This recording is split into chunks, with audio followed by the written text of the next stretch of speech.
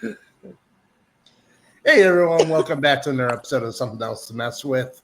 I'm Josh. I'm Chelle. Just kidding. I'm Chelle. She's Chelle. So, how are you doing? I'm good. Just vaping on some blue raspberry slushies Nice. and some Skittles and some cotton Skittles. candy and some red, white, and blue rocket pop type flavor and some, what is this? Bubble gum. Just, You got so many. You always have so many carts and stuff going on. because I can't smoke inside.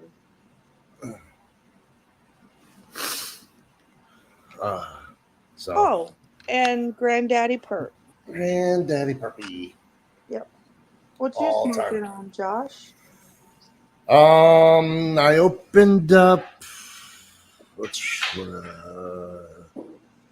Got three of them going at the moment. Give me a second.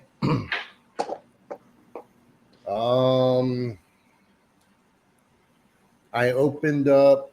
This is called pancakes. Oh, nice. Nice green batter. Tastes like ass, but And yeah, the local Trade Routes dispensary had a 4 for $4 deal. nice. Just because- This is platinum cake. oh, he's still going. I'm sorry. Proud of you. It's a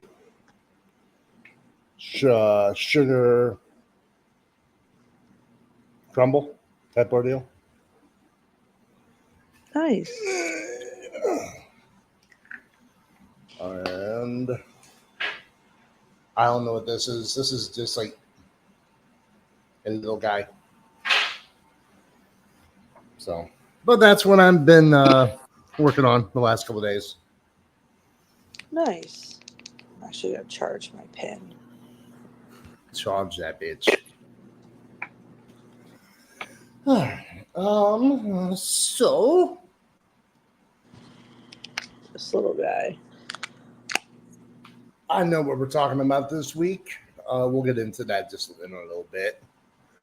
I figured before we do the deep dive in the shit, we kind of go over the small fun shit.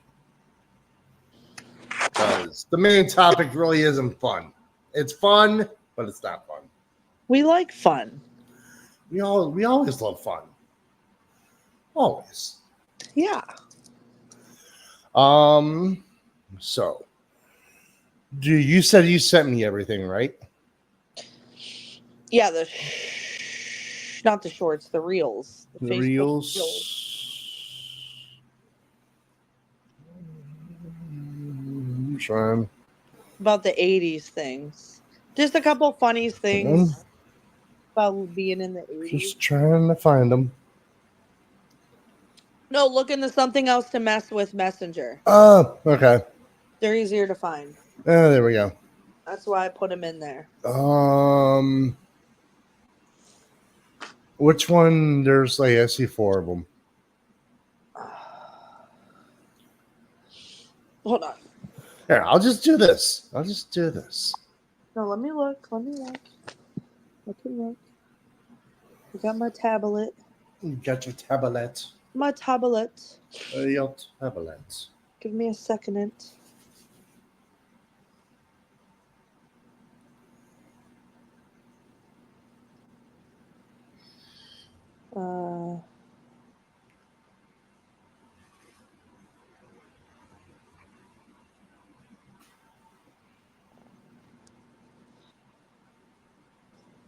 Let's see what this one is.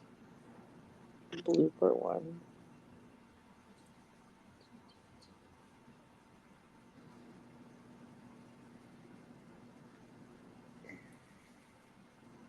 Oh, show all of them. All of them? Okay. The blooper one too, yeah. I'm just going to start from the very top and just work my way down. Yeah. All right, so we're going to present. Share screen. What's the button? It looks like you're pushing the keyhole. The what? There's a button under the handle. Press that in. Okay. Now what? Open the fucking door. Push down on it. What? Push it down. I am pushing down on it. Push the button. We recognize these guys. It looks like you're pushing the keyhole. The what? There's a button under the handle. Press that in. Okay. Now what? Open the fucking door. Push down on it. What? Push it down. I am pushing down on it. Push the button. It's a short one, It but looks like you're pushing the keyhole. the what? There's a button under the handle. Press that in. Okay. Now what? Open that's the like fucking me door. with everything. Push down on it. What? Push it down. I am pushing down on it. Push the button. It looks like you're pushing the keyhole. The what? There's a button under the handle. That's me under Press pressure at that work. in. When someone tells me to do something, my Okay. mind is racing. Now what? Open the fucking door. That was me reading Push tickets down at on work it. last night. I was like, wait, what did you say? After telling me something 3 times, I'm like, hold up. What did you say?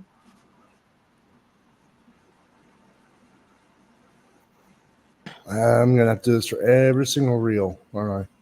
That's the one that's hilarious. This guy's laugh. Oh my God. And then the part that he laughed at wasn't. Vandal facing charges after allegedly leaving Beavis and Butthead graffiti all over Detroit. My goodness. I was not.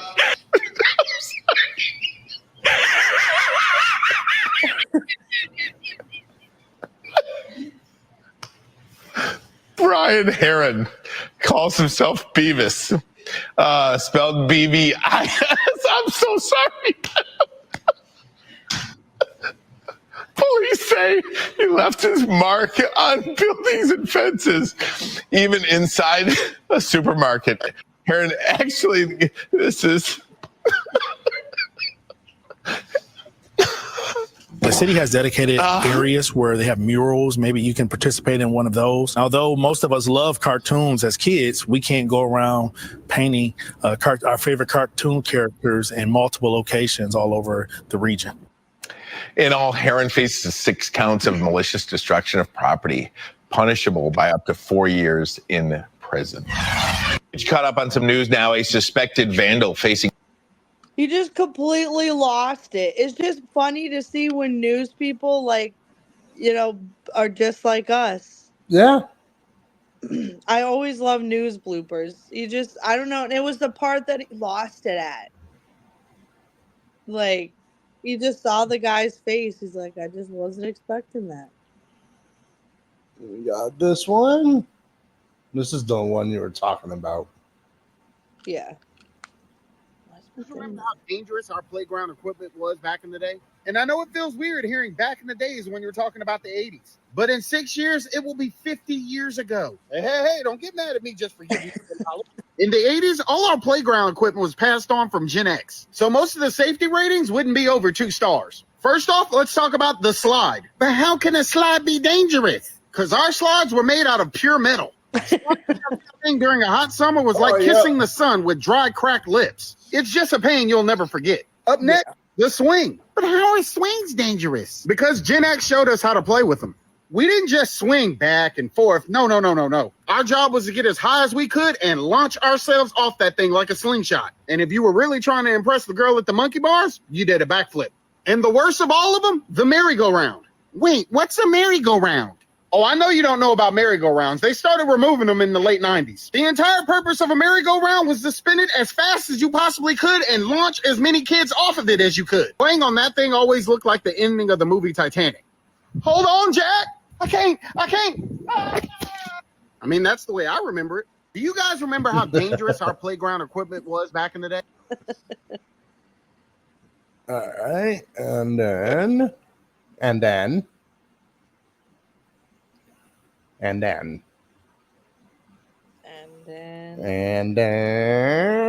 we got this one. Close. What the fuck? Yeah, I've been watching History of Cuss Words hosted by Nicolas Cage on Netflix. You said So Nicolas Cage? Yeah. So I hear what the fuck, and it's extra funny to me right now. Watching History of Cuss Words.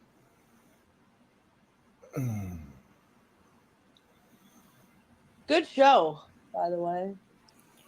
And we need to go back here and click this. And guess I can pull up what I want to show you.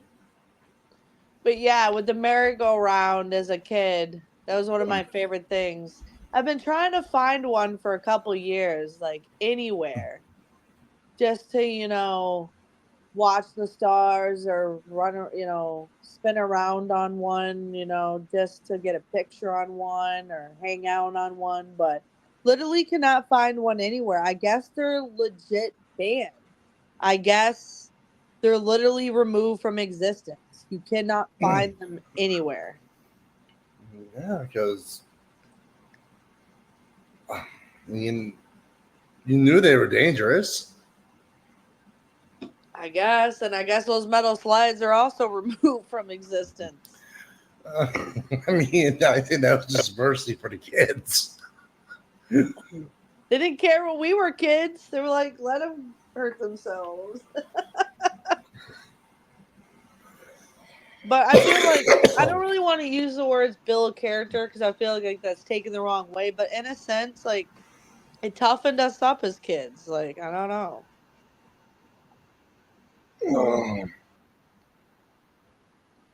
We got hurt and we were just like, whatever.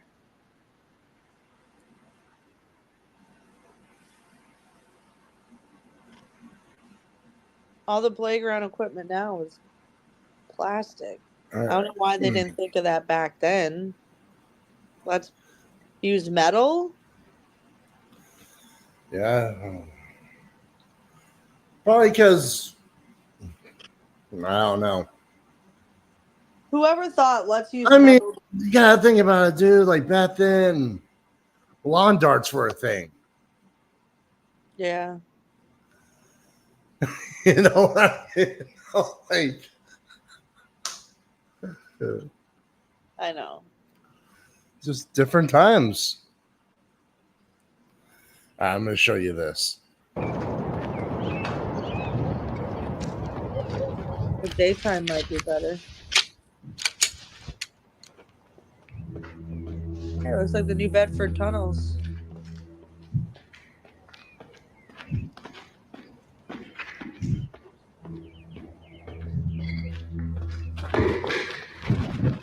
Jesus, that's Shots fired! Shots fired!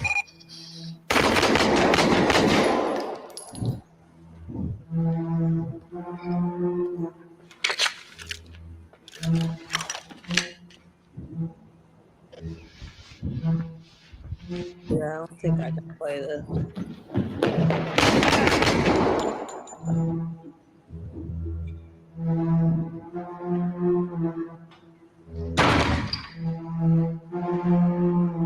Graphics are great though. Oh, yeah.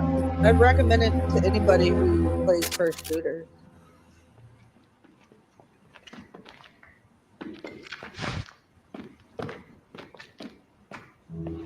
I mean, it actually feels like you're in a warehouse. You know, like. What's it available on? Probably Steam. Oh, it's only PC. I'm thinking.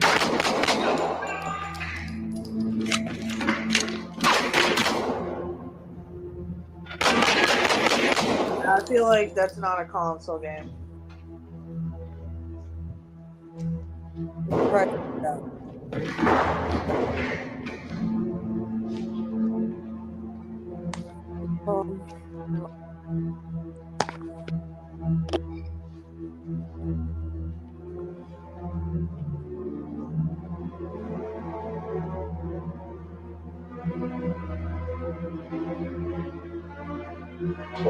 Where the fuck is Oscar?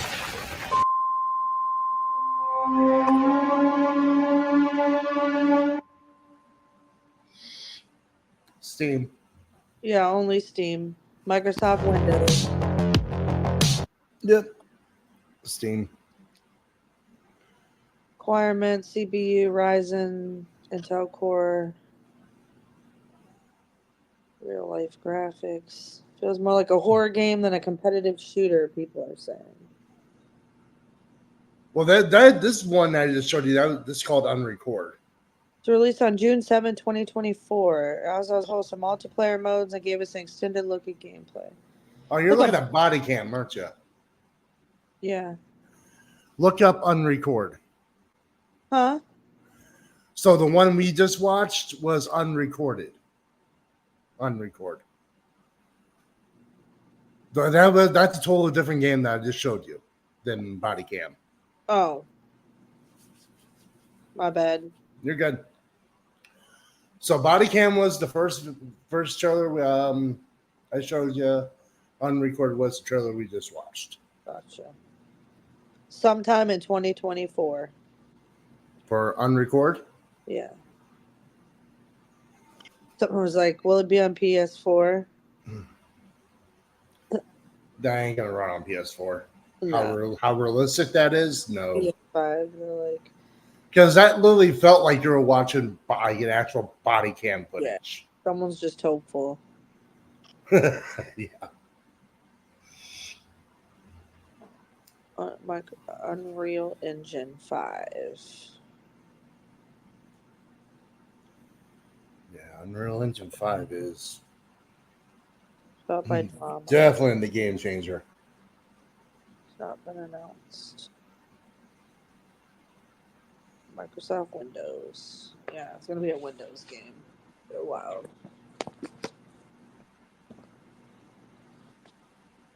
It's very similar to the other one. I'm just reading away. Yep. Sorry, I wasn't should have. I didn't think about epilepsy on that.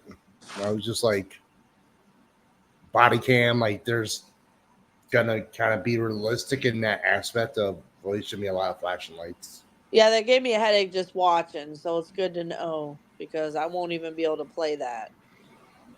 That's why I like to know ahead of time, because if I get a headache just watching it, I'm like, yeah, I ain't playing that. Definitely not. In no universe am I playing that game. Even Fortnite, after a little while, I start getting a headache.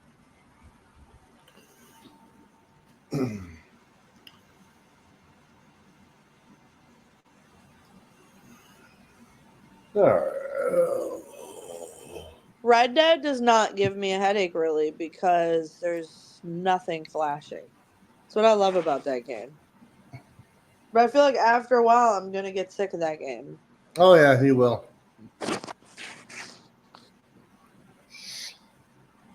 That's why I'm trying not to progress too quick. But Eric and Alex roast me. They're like, you sit by the campfire and chill and listen to people play folk music. I'm like, what's your point?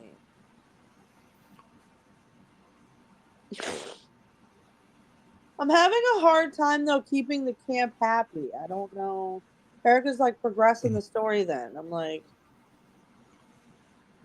No, you might have to. yeah. I started doing chores around the camp though. I didn't realize that's what the black dots were. Oh. All right, let's start with your serious stuff. I've been delaying the inevitable. Rambling about Red Dead. Red Dead ramblings. So, all right, we're switching it over to music today. That's why I've been rambling. Yeah. Shell doesn't really want to talk about music. No, it's not that. I do want to say, though, you know how I talk all this shit about how I don't like AI, okay? Mm-hmm. Yeah. How Shell doesn't like AI. Well, you're lucky I'm stoned right now and I'm saying this, so I might ask you to edit it out later. Anyway, so yesterday on Spotify must have heard me talk about how I don't like in the past recently Spotify went from $9.99 to $11.99. They must have heard me talking about it. Anywho, I was at work. I was on my way to work yesterday walking, and I seen the Spotify something called AI DJ. I was like, what is this AI DJ shit? I'm like, I'm sick of the same playlist. I'm sick of the same mix playlist song shit. So I'm like, I guess I'll check it out. Whatever. So I was at work yesterday for 5.5, almost 6 hours. I let it play. And so it was kind of cool though. Mm-hmm. It was set up kind of like an actual DJ. Every like, I don't know, 4, 5, 6 songs it would check in and it would said, this is your DJ, da da da. And it was kind of like an actual DJ. So it would fade to the next song. It would say, here's your remix, you know. And then it was really cool because it knows one thing that was really weird is it would come and it would go, here's a really chill set of songs. Here's a burner playlist. I don't know how the AI knows I'm a stoner. That was kind of weird. But here's a more burner playlist for you. Here's a really chill set of songs. Here's a really vibe playlist for you. Like, I'm not going to lie, it was different. It was really personable. It was unusual, but it was kind of cool.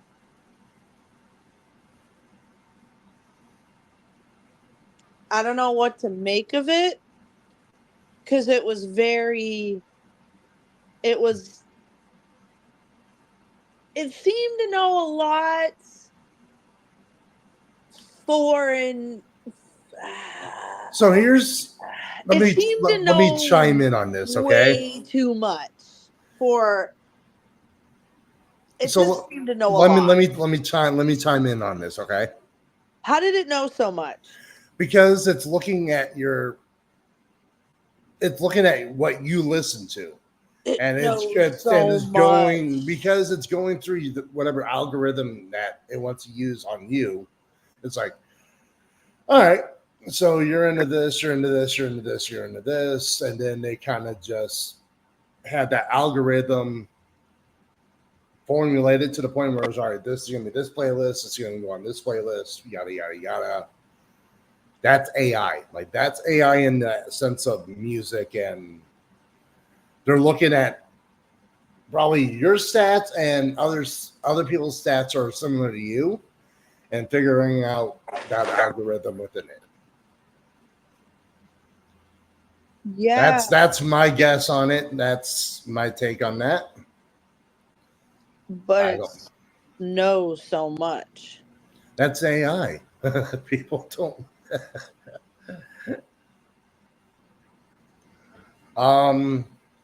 It was cool. Yeah, I don't. Is that a Spotify premium feature only? Yes, I think so. I guess it comes now with the new. I guess now that it's $2 more, that it went up another dollar. That's something that now comes with it. I guess now that it's more expensive, they were probably like, well, now that we're charging so much money, we have to add something to it, I'm guessing. Because all of a sudden, now with this month, that's something that's popped up. Because I clicked on it. I've had Spotify for years and years and years, and I've never had that. So I was about to seriously consider going to another music service, and then that popped up, and I was like, wait a minute, this is new. Spotify may have got me hook, line, and sinker back. Yeah. I'm 100% done. I'm forever done with Spotify. May I ask why? So, yes. So let's dive into Spotify itself and how it. So, out of everybody who pays for premium, so we'll start with the consumer aspect of how Spotify works. So, on a consumer spectrum, if you're paying for Spotify premium, you're paying what? You said $11.99 a month now? It's now $11.99. Everyone else is $9.99. Amazon, Apple, etc. No, we're not worried about Apple and everybody else. We're just focusing 100% on Spotify. Yeah. So, everybody who's paying for premium, paying $11.99 a month. So, how many? I don't know precisely. How many premium users do you think there are in the world? On Spotify or in general on music? We're talking Spotify only.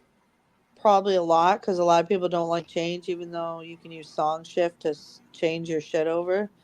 A lot of people don't like change, and Spotify was one of the first besides Pandora. So probably a lot, So, but I don't know, because it's pretty easy to switch. People don't like change like me, so I don't know the answer to that question.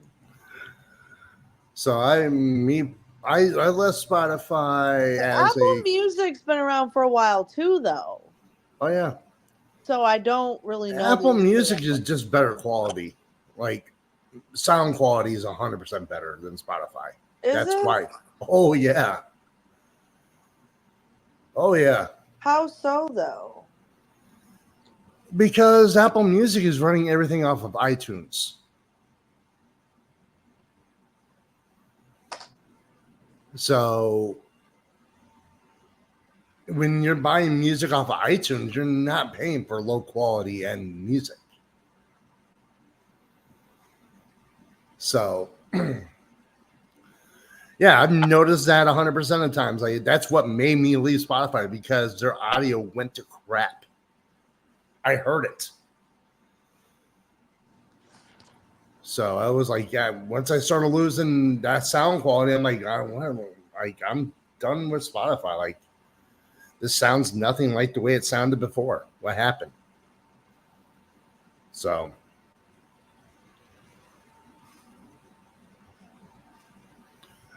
but that's my personal take on why I love Spotify, is because of the sound quality.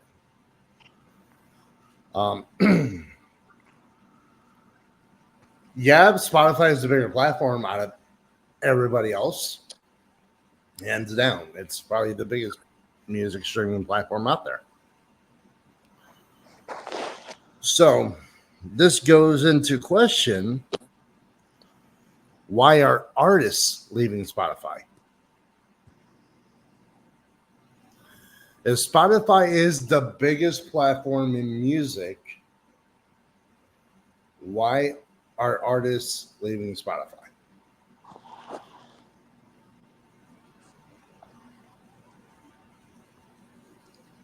I don't know. You really don't know?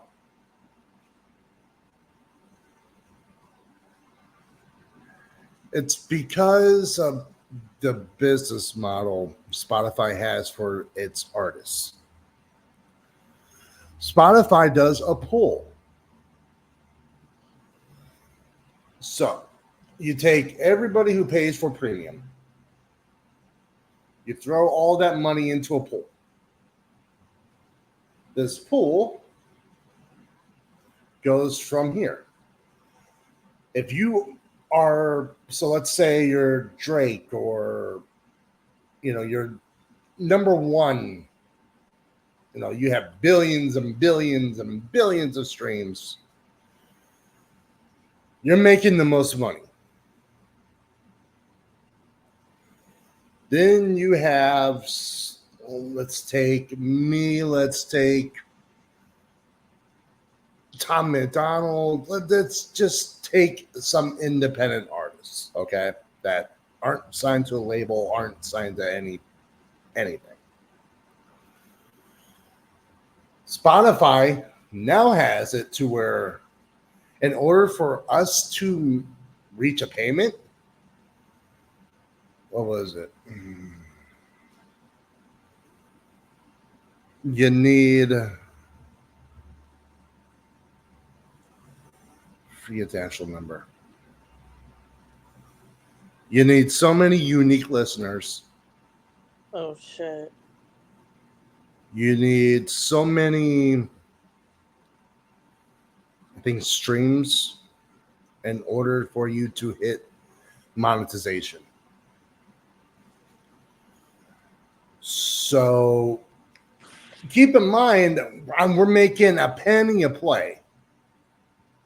No, that's how much money. That's how much money we make. We make a penny per play.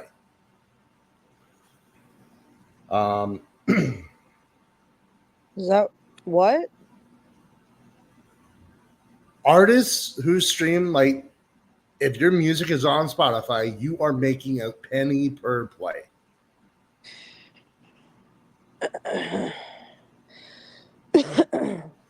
Wow.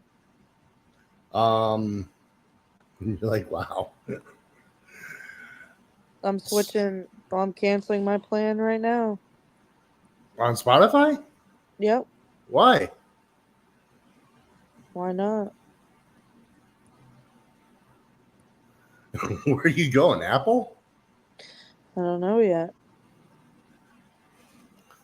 I'm not trying to force you to camp. I'm not trying to force you to go quit Spotify. I'm just stating that this is the reality of what Spotify has become. It's as an independent musician, you're better off to just like I already have a website. I could just easily invest money into making physical media, vinyls, CDs, tapes, and just directly sell it to people who want the music. Yeah, it's not going to be widely accessible like it is on Spotify, but if my music's going, let's say going over to Apple Music, my music's still there or on YouTube or what, Amazon, whatever, you know, you're still going to make royalties off of digital streaming at that point. Just Spotify is working for the labels. That's the best way I could say it. Like, yeah, you can, there's ways to make money on Spotify, but is it, you know, I think I have seven listeners, followers. I think it's 7 followers. I have more than 7 listeners, but like I can pull up my stats and like what it's been. It's been kind of slow the last couple of months. The last time it was really picked up was back in November, which honestly it should pick up at the end of the month, at the beginning of at the end of next month as well. Once the new music gets released. Now I'm not trying to be a hypocrite. I'm still staying with Spotify. My music is being released. Still, I choose for it to still be on Spotify because I'm still trying to build that fan base. That's what all this is about. It's all for me. It's about building that fan base, trying to do whatever it is to do. Yada yada yada. Well, I'm gonna have the premium till the 7th. I'll still decide what I'm gonna do. It's just like I don't know. Why are they making the artists work so hard? It's not so much they're making the artists work hard. It's just they're screwing the artists. But why? I really don't know. Like it's to the point where it's not. You know, I watch a lot of YouTube. I watch a lot of music related stuff on YouTube, and I see what's going on. And so I guess I could just do.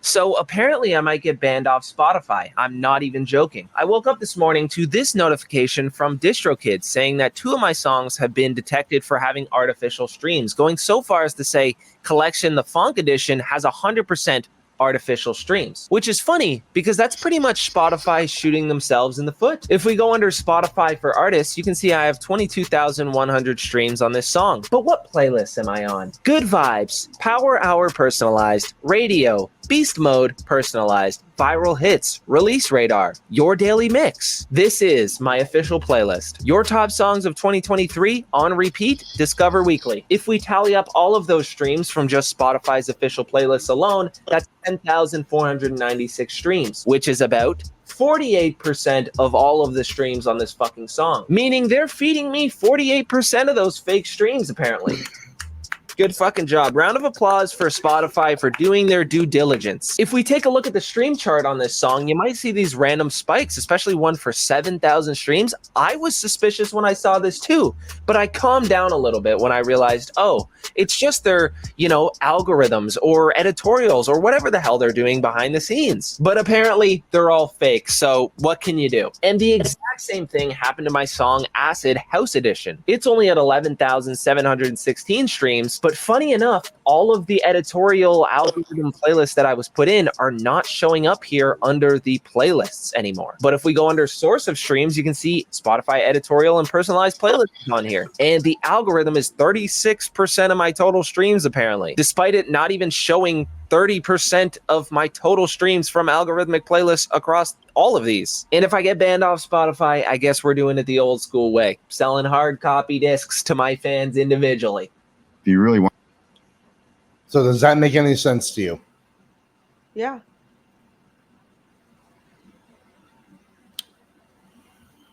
So Spotify, so pretty much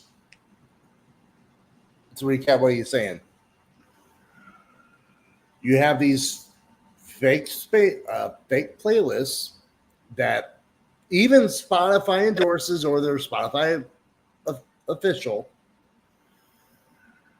There's bots out there that will just constantly play your stuff. Once you get flagged for that, you're eventually either going to get banned or you're going to get those tracks are going to get removed. Damn. Which once they get removed, because when you release music, you have what's called an IRSC, which is kind of a UPC code for your song or your album. Once you have that code established, let's say it gets banned, you're going to have a harder time to re-upload those songs because everything is tied to that IRSC. You would need to go get a whole new IRSC for that track and then upload it that way. Spotify screwed over more than 60 million artists. They decided to demonetize millions of songs. And now they say if you use bots, you owe them money. Indie artists will have no choice but to start using bots. I think it's another hit against indie artists and distributors. Wait. I don't get it. Hey everyone, this is Alex. Welcome back to my channel. Recently, I made a video talking about how Spotify screwed over more than 60 million artists and how their new royalty payment structure will not stop bot activity. Instead, it will only increase it because indie artists will have no choice but to start using bots to get 1,000 streams on their songs to qualify for royalties. So let's discuss who will be affected and how it might impact you as an artist. So here's what's going on. Starting in Q1 of 2024, Spotify is rolling out a new fraud penalty system. First, they decided to demonetize millions of songs, and now they say if you use bots, you owe them money. So my biggest confusion is, why $10? Who came up with this number? Their monthly premium is $9.99, but if people use bots, they will have to pay $10? Okay, let's let it slide for now. $10 it is. Some genius at Spotify decided that this fine $10 is cool, and people are gonna start botting because they're gonna be worried about $10. But what are they charging it for? Spotify will charge $10 per track if it's found that over 90% of its streams are, let's say, from non-human fans. Wait, I don't get it. So if someone has 1,000 streams and 89% are bots, this track will be safe? but they will penalize whoever has 90% or more? This doesn't make any sense at all. So if you're watching, make sure to keep your bot activity below 90%. I'm just kidding, don't use bots. Never use bots. It will hurt you in the long run and will completely ruin your algorithms. Speaking of the almighty algorithm, please make sure to hit the like button to support the channel and subscribe, of course. I'm posting 3 videos per week, so there's a lot more cool content coming your way. Personally, I think it's another hit against indie artists and distributors, but it might not be as bad as it seems. Distributors like TuneCore and DistroKid take anything and everything, turning Spotify into a big trash can, piling it up with songs and random noises that no one listens to. So this finds might shift distribution into a more positive and selective environment, hopefully. At the end of the day, Spotify has to pay royalties even for botted streams. Yeah, they don't want to do that, which is definitely understandable. When a song crosses the 90% threshold of artificial popularity, this means the label, artist, or distributor gets the bill. According to Spotify, this targets tracks mostly fueled by bots, keeping most legitimate indie and major label tracks safe. I just have so many questions. Okay, so let's say Spotify determined that the song is botted and they fine them $10. Then what? Will the song be taken down? If the song has 1 million streams, it's around $4,000 in royalties. So if the song is botted, will they take $10 and then they pay the remaining $3,990? Will streams be removed? Is there a way to appeal? I highly doubt that humans will be checking every track to decide if it has bots or not. They will most likely be using AI to determine it. But AI might be wrong and decide that the song is botted even if it's not. I hope they will allow people to appeal. But even if they do, it probably won't do much. Fining for botted activity is actually a pretty common practice with record labels. Record labels do not bot their songs in any way and keep it very clean. But sometimes artists or managers would do something shady to make song appear more popular than it is. Or a famous song is added to a botted playlist without anyone's knowledge. I will explain what it means later in the video. So if any suspicious activity is detected, the record label will get fined by the streaming service. So record labels have to play by the rules. However, there are no penalties with independent distributors like DistroKid or TuneCore. They are getting away with anything. So who will be affected by this genius decision? First, it's obvious, indie artists that are botting their streams. So again, don't bot, don't bot, don't bot. And if you do have $10 ready, just kidding, don't bot. But who will be affected the most are third-party playlists. And I'm actually glad. A few years ago, there was a time when Spotify's third-party playlists were super popular and actually legit. When Spotify started, a lot of high school kids began making their own playlists, adding songs they liked, and those playlists became super popular. One of the biggest lists used to be Sad Songs to Cry To, and this list was huge, generating a lot of streams, saves, and actually helping artists to get discovered. It used to be all about SEO for the playlist, and kids figured out that in order to get a lot of streams and followers on your playlist, you need to rank on Spotify. What they started doing is changing the names of the playlist. So here's how it was done. Let's say a huge movie was coming out, let's say Avengers. What would they name the playlist is Avengers Soundtrack or Soundtracks from Avengers Movie. And it would rank really, really high on Spotify. So when somebody would search Avengers Soundtrack, their playlist would come up on top, generating them a lot of followers and real streams. Then a new movie would come out and they would change it again. Rinse and repeat a couple of times per month. Well, it was really good while it lasted. But the Spotify and other marketing companies started buying those playlists. Actually, a lot of the editorial playlists on Spotify used to be run by high school kids. And Spotify just purchased those, changing the name and making it the official Spotify playlist. Fast forward into today, almost 99% of the third-party playlists are botted, to the point that the streams from the playlist are surpassing its followers.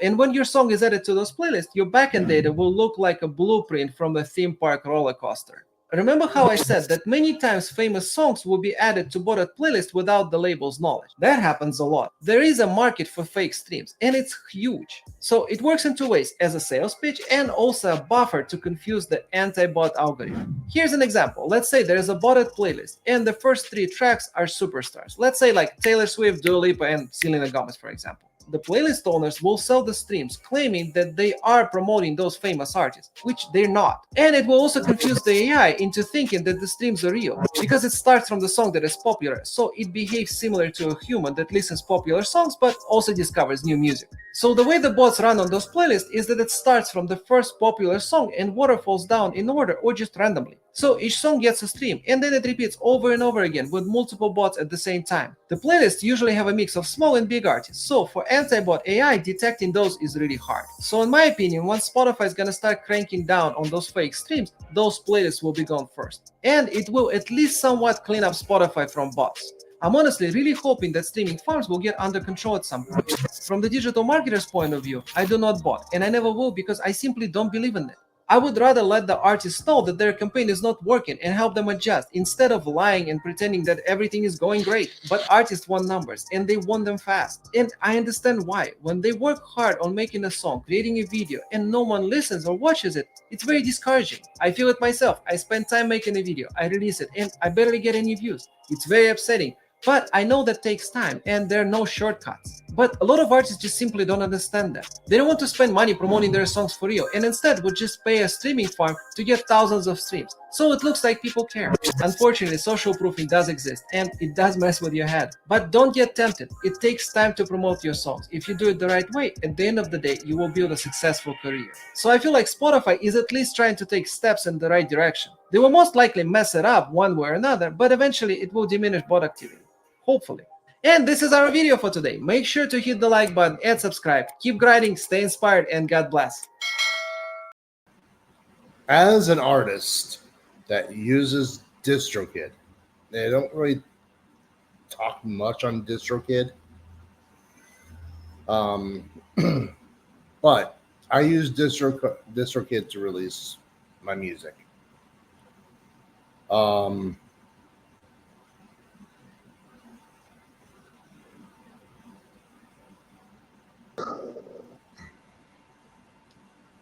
So all I was saying is, so I'm releasing new music next month, or end of this month and end of next month. When I go through the release form, I have to click and say, "Hey, my music is not going to be botted." So if you do get bots, you are breaking TOS with DistroKid. How's that your fault? How's that your problem? Huh? If you get bots, how's that your fault? Because you're the one that's paying for them. Oh. Yeah, there's bots out there that you can pay for and they'll give you streams. Oh. So, yeah, say, hey, here's $10. You put me on this playlist, and you know this playlist garnered streams because it's a botted playlist. That botted playlist will get you five to 7,000 streams in a day. But that's it. That's why you look at his numbers. It's up and down because when you look at your analytics, that's what it shows. Now if you want, I can pull up my analytics and show you what it looks like on the back end of where everything is sitting out on Spotify right now.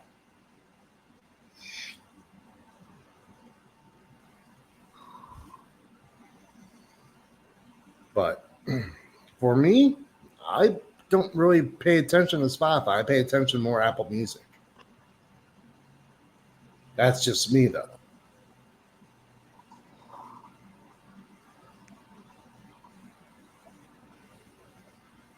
So, yeah, I know this has nothing to really do with with you, but with me, with my job about to be dealing with musicians and things like that, this is important. That stuff, that's how these guys made some money other than touring. You know? Mm-hmm. So, it's interesting. But yeah, unfortunately, I'm still going to be releasing music on Spotify until whatever happens. until I can start touring. Once I start touring, because I'm working on getting some things rolling music wise to actually get me performing. That's where I got that word from. What? Touring. Michigan. People were roasting me here when I moved here and down south, right? People were like, stop saying touring. It's touring or touring. However the fuck they say it here. Touring. Apparently, Tour. I say it wrong here.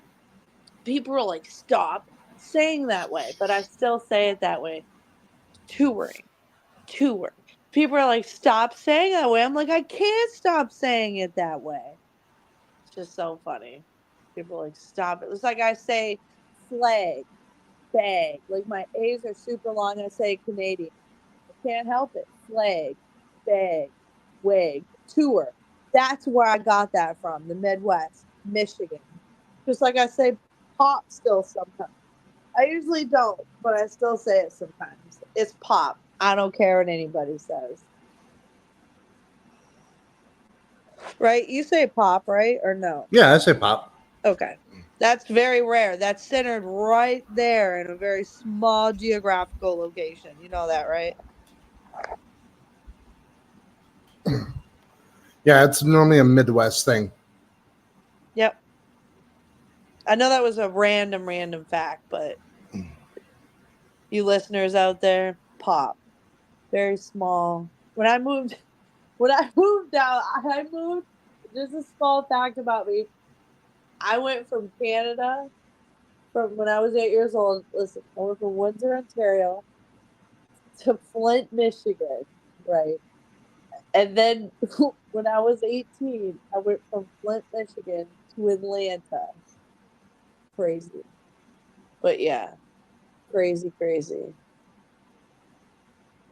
Yeah, it's it was definitely something to I don't know what the hell I'm talking about. You go down south saying pop. They look at People you were crazy. like, It's like it's soda. yeah, they're like, what the fuck is pop? What is Every pop? once in a while, you'll get somebody that says, "Can I get cola?" Yeah. Everything's Coke down south. They're like, what is pop? We don't know what pop is. Stop saying pop. It Oh. was hilarious. They're like, what is pop? We don't know what pop is. Somebody comes over here, hey, you want a pop or a tea or something like that? Every It's once in a Coke. while, it's Yeah. do you have a soda? And I'm like, you mean a pop? Yeah, it's Coke or soda down south. Now I'm in Massachusetts, but down there it's Coke, it's soda. It's nothing else. It's not even Mountain Dew What is it or in sweet tea. Massachusetts? You call it what it is. A lot of people like seltzer, not seltzer. The bubbly, yeah, the seltzer shit. I can't stand seltzer. That's a thing here. Even they like the wine cooler seltzer shit here. I'm like, you guys are so weird here. I'm like, get away from me. I don't drink anyway, but I'm like, get away from me. That's weird. And I'm like, I've actually found there's a whole group of people that don't eat seafood, but it's mostly people that aren't from here. I will eat seafood, but I only like cod, whitefish. I'm Just not give a me big shrimp. seafood. Shrimp, I'm good. Yeah, Give me shrimp. not a big seafood person. People think I'm crazy. I'm like, listen, I'm originally from Canada. Leave me alone. Then back off. They're like, oh, that makes sense.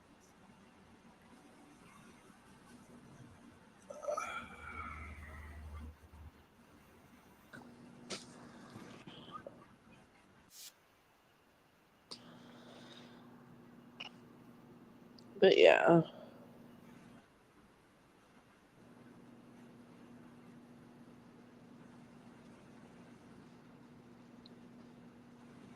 Started watching this Netflix series Lock and Key based off another comic book. I've actually heard of Lock and Key. No, so I called it, right? So I'm watching it, and I'm like, this kind of looks like a town, a made up Massachusetts town that is not a Massachusetts town, but they're trying to make it a Massachusetts town. And I looked it up, and sure enough, it's Matheson, Massachusetts, but it's actually filmed in Canada. I called that shit. I don't know how I did it. It's a made up Massachusetts town, but it's actually filmed in Canada. But they're trying to make it Because look most everything's either lately everything's either done in Georgia or Atlanta. or BC, No, Vancouver. No, they tried to literally make it look like Massachusetts. And I was like, that looks like they're trying to make that look like Provincetown, Massachusetts. That's what they're doing. That's the look they were going for. I'm like, they're not doing the greatest job, but I can kind of see what they're going for. And I can recognize most landmarks in Georgia. So I lived there a long time, so it's just funny. But yeah. Yeah. I don't know how I called that, but it's a pretty good show so far. And then Aaron Ashmore shows up, and I'm like, that's Duncan Locke. I was like, now I might have to watch it with Alex because that's one of the actors he likes. So I'm like, all right. And when are you gonna watch Dead Boy Detectives? Whenever I get Netflix. Oh my god, when are you gonna get Netflix? We need to The talk. latest, probably at the beginning of the year. I'm gonna forget what Dead Boy Detectives The is reason about. why is because Raw and like WWE, Raw and them are going to Netflix. So it's like, I'm going to get Netflix so I can watch Raw. I'm gonna forget what Dead Boy Detectives is about. Is Dead Boy Detectives even gonna be on that? Could you get it for 1 month so you can watch Dead Boy Detectives? I could, but right now I ain't got the time. That's the thing. Like right now, it's like I'm busy. Like I kind of totally forgot about the podcast today. It's such a good show, though. Oh, You'll love it. I'm telling you, it's so good. It's worth it getting Netflix just for that. I mean, I'm just like, where? And told you, it's like a side. It's a DC side project. I was just like, wow, I don't know what you guys, kind of weed you guys were smoking when you guys wrote this, but all right. Some good shit. It's a really good show.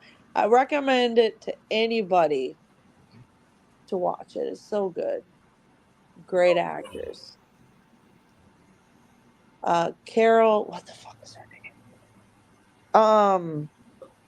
Rowena from Supernatural. I can't remember her real name. yeah, you were telling me about her. Yeah, I can't remember her name. Supernatural fans will know what I'm talking about. Mm-hmm. Fuck, I gotta look up her name right now. Feel like a ditz. Hold on. Somebody in chat could do that. Let me look it up. So bad. I gotta go Supernatural. I gotta get her name from there. I'm ridiculous. Hold on. Hold on, guys and gals. Ruth Connell. I wasn't even close. Ruth Connell. You said Carol. I'm so sorry. Ruth Connell. Let me look up Dead Boy Detective. She's the night nurse. She's something that she's a character we've never seen on any other show.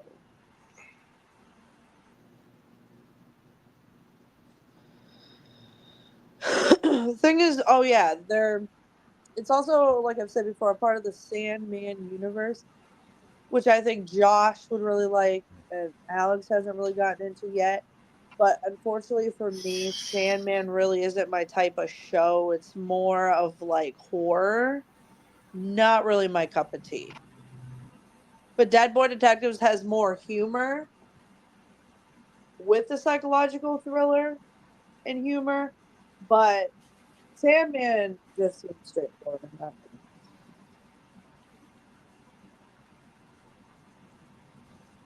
Yeah, so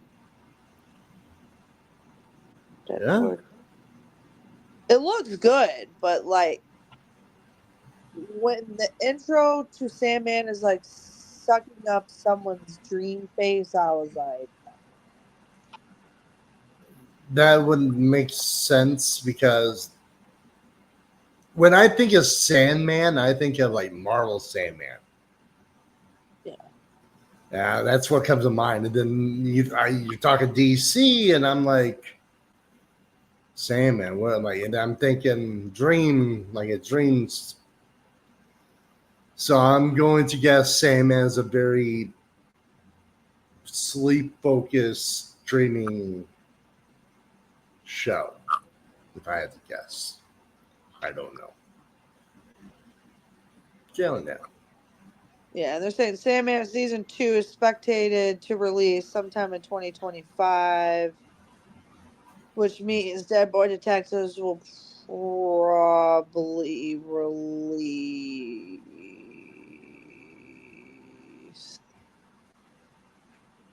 sometime. I'm surprised that's Donna Max.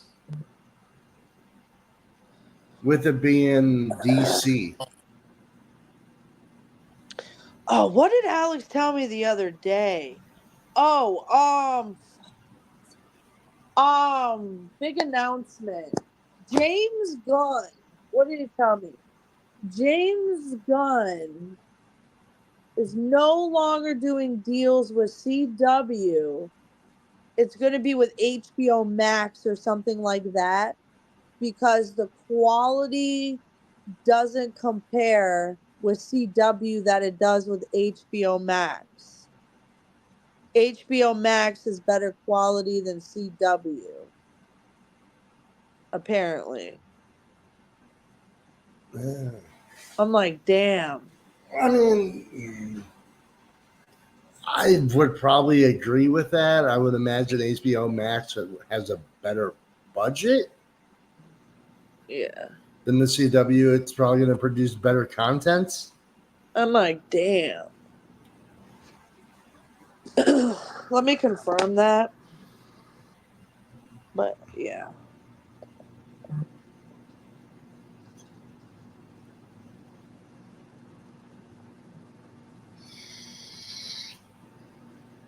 James Gunn.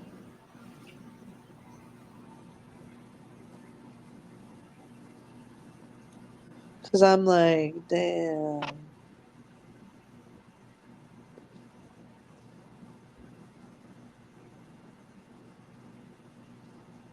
Let me see.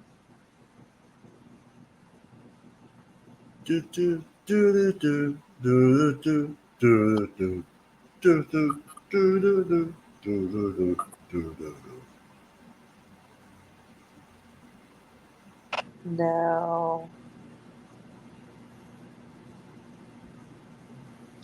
This is fun. This is fun. This is very, very fun, fun, fun.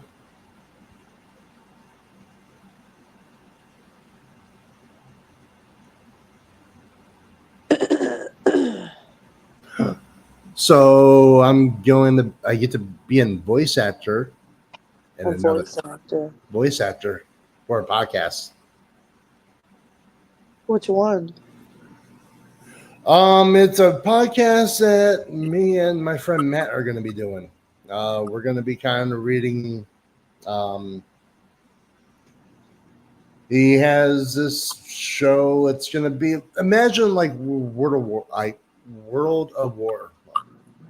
Wow, War of Worlds. War of Worlds. I imagine just like that story time episodic radio show. Interesting. It is. It is. It's going to be very interesting. Yeah.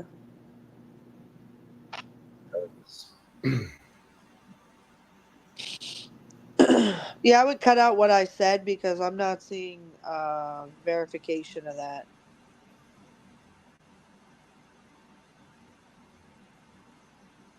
Well, you just admitted that there's no verification, so I have to cut that out. Beautiful.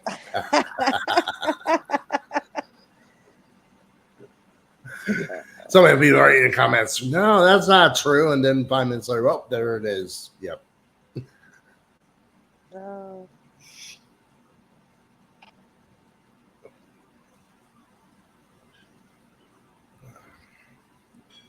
I don't think there's going to be that much editing I have to do on this episode. It's probably at the very beginning. Yeah. I've been trying to keep everything rolling. Either, hopefully, I don't have to cut out any of the videos. Hopefully, everything's all good. All the videos I showed, all the links will be in the description, other than the Facebook reels. Yeah. I But forget. the stuff on the YouTube aspect, I'll put those links in the description. So even podcasts include music.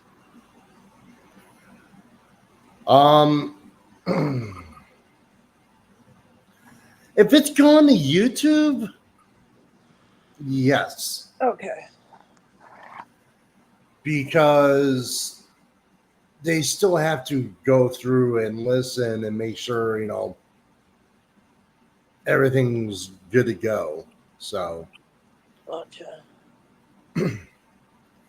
yeah, I'm not gonna lie, like last week when we were going over like all the trailers and everything for the games, I was thinking like there's probably something I didn't get hit with anything. So I was like, all right, cool. That's good to know. So yeah, uploading stuff on YouTube is always, especially if there's music or videos or something going on, it's kind of I'll worry about it. But as long as I'm not playing any like really licensed music, we're good. Yeah.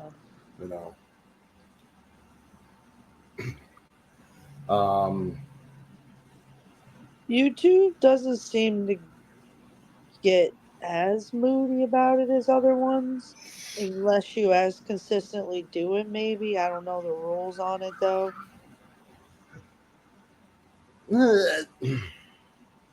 I've never. It's just about being smart on YouTube. It's like, oh, I'm gonna sit here. Now I get it. If you're a reaction channel, and like I said, I follow some reaction channels. I know people who do reactions. I hear about this copyright strikes and everything else that comes with it.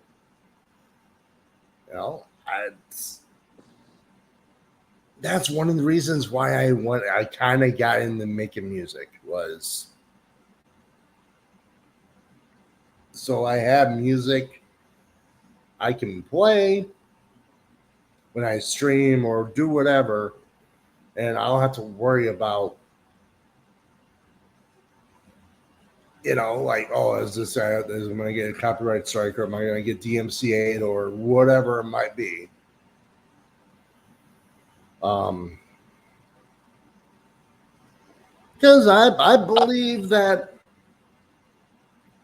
music needs to be shared throughout the world, not just once you start gatekeeping. That's where the things really become an issue, and it's like, oh, you can't do that. You can't share that. That belongs to me. No, music should always belong to the artist, but that's where publisher rights and then everything else comes into play, and it gets really legal, and it can become fun times. Yeah. Fun, expensive times.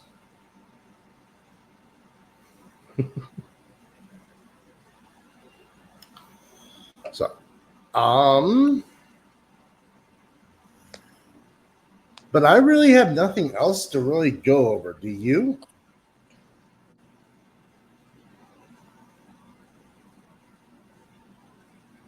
No. No. Let me don't even know where my phone is. My phone's right in front of me.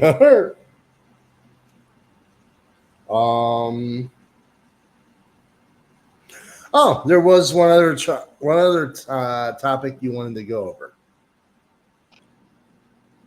The Amazon driverless vans. Oh yeah. Yeah. I was like, let me look my notes real quick. Let me make sure we hit everything. And there was still that one. So Oh yeah. fill me in on this one. I am curious. Oh yeah. So Erica told me she ran into an Amazon delivery driver. What did I actually say about it? I don't remember. I think this was I don't remember. I just wrote it. I just wrote down just like Amazon driverless vans. Like that's all I wrote down. So I I didn't guess write down. Erica ran into a delivery driver and was telling.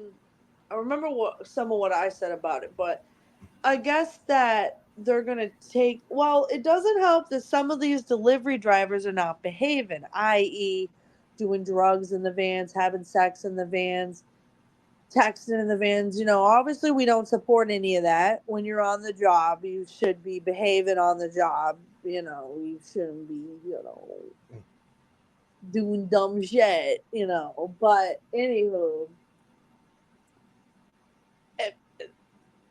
I guess they're gonna do.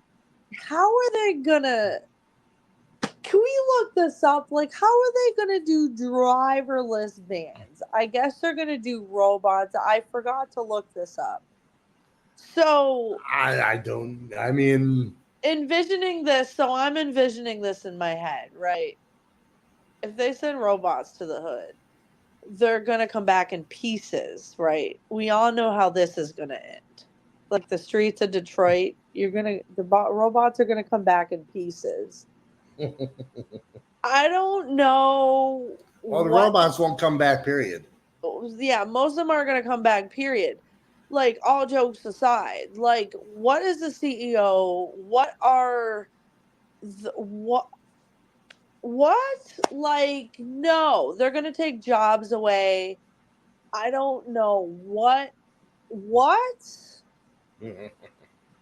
Like, let's look this up. I'm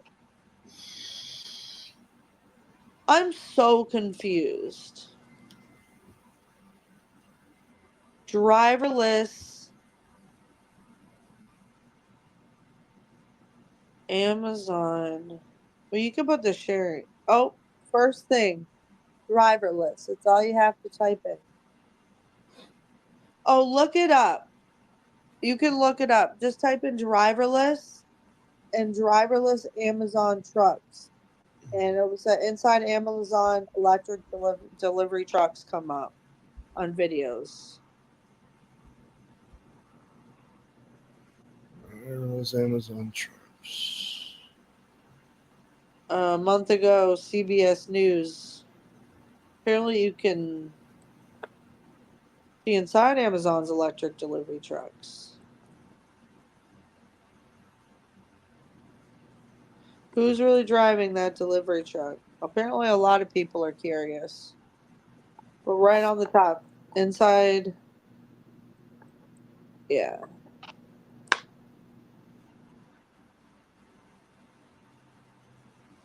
I guess I can play this video.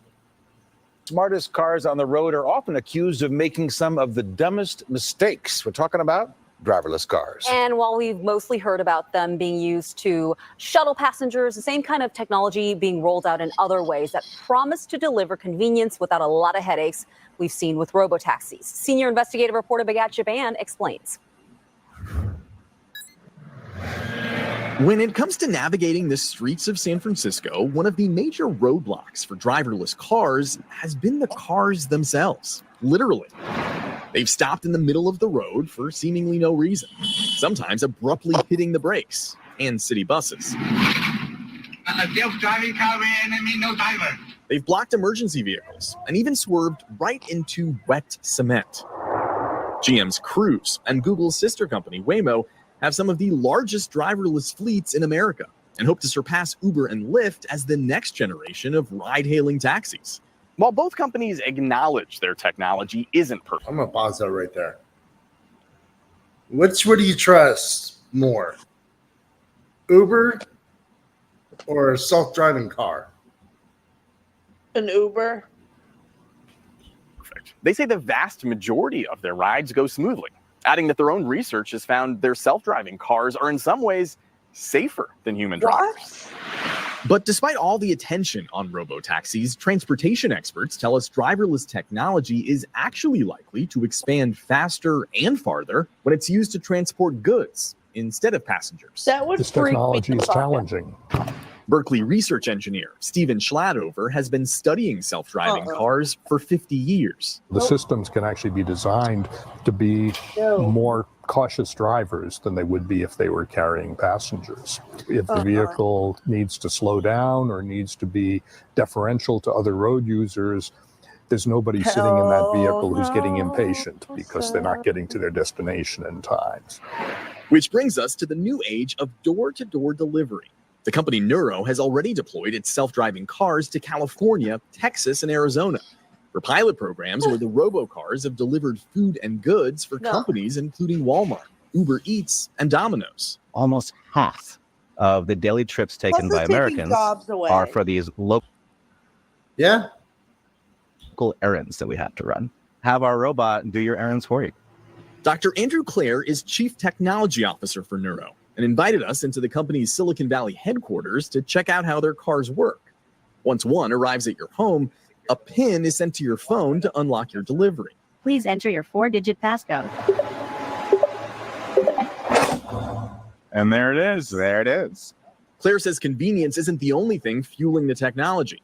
He says Nuro's cars are also delivering safety by reducing traffic-related injuries and deaths. The safest trip is a trip that you never had to take in the first place, And you're where also you have sitting this at home on vehicle go and unemployment too, aren't you? Some people, huh? get your groceries or your pizza or your laundry for you and bring it back to your home. Nuro's robocars first hit the streets in the Bay Area more than 3 years ago. Today, there are about 50 in California, but the delivery service has only logged several thousand miles on the road without a human in the car. Waymo and Cruise have each driven roughly 5 million driverless miles and have been in dozens of crashes. I have to mute myself because I'm going to talk shit. Over the past 3 years, according to the DMV. Many of them appear to be the fault of other drivers, like when this person ran a red light. But over that same time period, state and federal transportation records show that while in self-driving mode, Nuro's cars haven't been involved in a single accident across the state. What do you credit that to? From the vehicle design to our software design, safety is our number one priority. Big rigs are also speeding ahead with driverless tech. Trucking is a $940 billion industry in the U.S. with more than 13 million trucks that largely rely on highway driving, which is typically more predictable and less complicated than city streets. But the trucking industry is down drivers with a shortage of more than 78,000, which is only expected to double over the next decade. The driving population is really aging rapidly, so they're going to age out and they can't find new drivers. One potential solution is putting robots in control, which would also mean fewer pit stops, so trucks can be on the road longer and follow one another more closely. Mute yourself.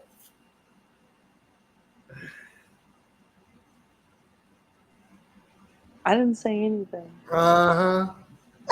Since you can sync driving between different trucks. It's called platooning, and it can dramatically improve gas mileage since there's less wind resistance. Autonomous big rigs are still largely in the testing phase, but the company Too Simple already has driverless trucks on the road in Arizona and China. Imagine a world where you have self-driving trucks that can operate 20 hours a day, basically increase freight capacity at a fraction of the price of which today's trucks are being operated. Cheng Lu is Too Simple's CEO and says cutting gas and human labor means trucking companies could reduce their budgets by 40%. And cheaper transportation could mean cheaper goods for consumers. That would considerably reduce costs. Robot trucks have got to go. Hey, hey. But not so fast, says Jason Rabinowitz, a leader with the Teamsters, the nation's largest trucking union. More than 1,000 members recently marched to California's state capitol. There you go. To support a bill that would require driverless trucks weighing more than 10,000 pounds to always have human safety drivers inside. Teamsters represent tens of thousands of truck drivers across California and worry autonomous tech could drive away their jobs. Should that be enough of a reason to steer clear of new technology? We welcome new technology. We want to make sure it's safe. It's about jobs, but it's also about safety. You want someone in the cab that could take over if needed. Absolutely. You could have even bigger disasters than we've had with the robot cars just because of the bigger size, scope, and weight and speed of these vehicles. The threat to our safety is enormous. The bill mandating human supervision inside self-driving trucks got bipartisan support in the legislature, but Governor Newsom vetoed it, calling it unnecessary, since current laws already allow the state to create the appropriate regulatory framework. Right now, self-driving trucks aren't even allowed on the road in California because the DMV is yet to release guidelines on how they should operate. Once they do, the phase of testing is likely going to require humans to ride along.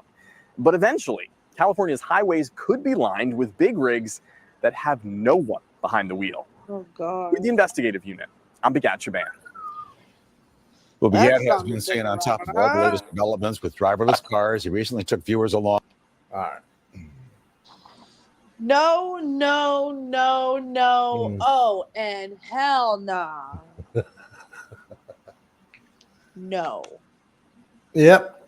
Yep. No.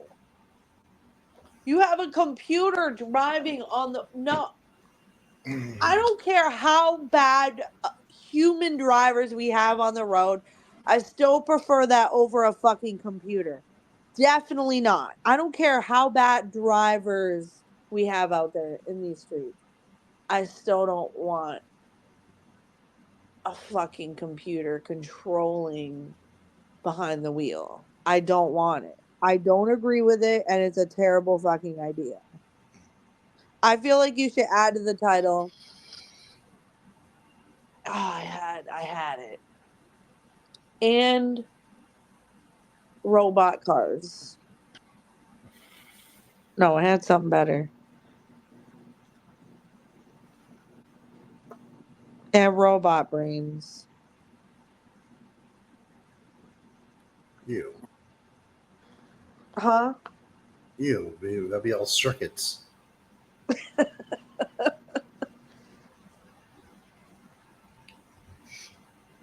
had something funny. I'm going to try to remember it.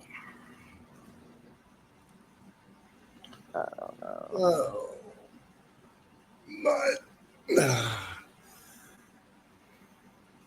But yeah, I think that's gonna do it because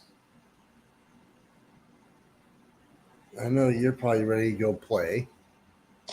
Well, it was funny because during the podcast, I get a text saying, "Hey, if you want hours, you want to come in early for lunch." And he knows that I know that I know that he knows that I'm on pizzas tonight. So that's hilarious. And I'm not on front. So that's funny. That's really funny. So, I'm not in the biggest hurry, but I don't really have time to play Red Dead at this point. Yeah, I get you. Yeah, because I gotta I'll probably go in a little early, but they know I usually answer my phone, so he's probably like, Well, to you guys for not scheduling me more hours. Yeah, it's true. So, I know. Once we're done with this, I go through the editing process of this, and kind of come up with the artwork and get this all uploaded and ready to go by 7 p.m.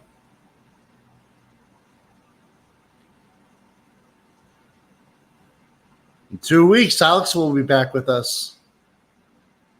Oh, is it only 2 weeks? In 2 weeks. Yeah, he asks me every week. When can we do the podcast? Yeah, because in 2 weeks it'll be July 4th. Yeah, he asks me every week or twice a week. He just asks me all the time, when can we do the podcast? I'm like, soon. July 4th will be, he'll come back, and then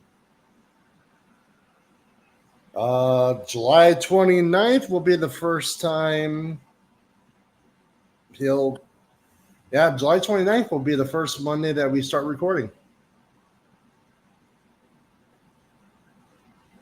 Even though I'm on vacation that week, I'll record. I'll take 2 hours out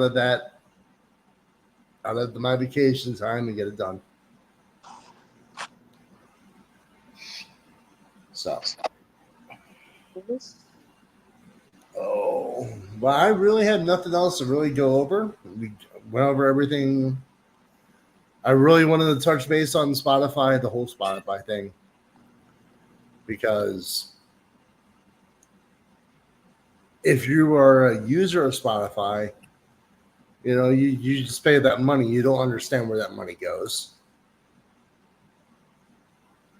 Then if you're an artist on Spotify, you know where that money goes and how it's distributed. But then Spotify does all this other stuff where now you need to have 1,000 streams per song to get monetized.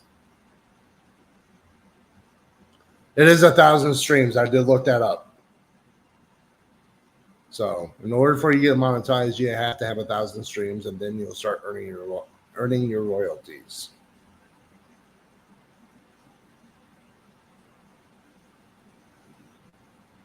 So, yep, it's fun times. Oh, I know. What about, why are artists leaving Spotify and riding robots? I like that.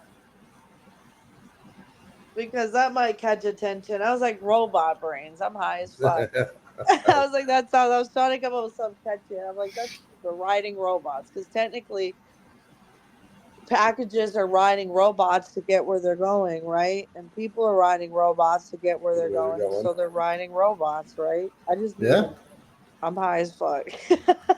Riding robots. Riding robots. Why are artists leaving Spotify and riding robots? I like that. Yeah, I like that. I just need about 3 to 5 minutes to think about. I'm over here spacing out like robots. Robots riding robots. Jesus Christ, so. Yeah, move this real quick. Oh.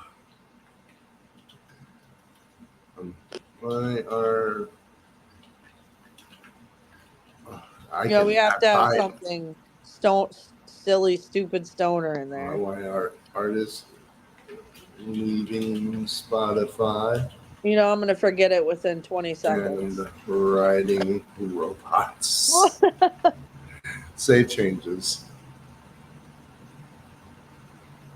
Okay. See, I already forgot it. So, let me move. I can move this bat down now. Yeah, I'm probably going to add some more tables down here. Oh, I don't see it. See what? The change. I didn't change it down there. I changed it on national title of the episode. Oh. Yeah, this is going to stay. I mean, we're going to be getting off here soon anyway. We're at 1 hour and 41 minutes. Yeah. So, because I want to get off here and talk to Jess real quick before she goes. But yeah, I have nothing else to go over. Do you? No. So I think it's a good period. Yeah, it's a good period. It's a good period. It's the best period. We're gonna go ahead and leave it here. Hey, Jim Gaffigan. Yeah. That's a good period. But Thanks everybody for joining this episode of Something Else to Mess With. I'm Josh. I'm Chelle. And we'll catch you guys next week. Have a good one. Have a good one. Smoke them if you got them. Smoke them if you got them. Later. Later.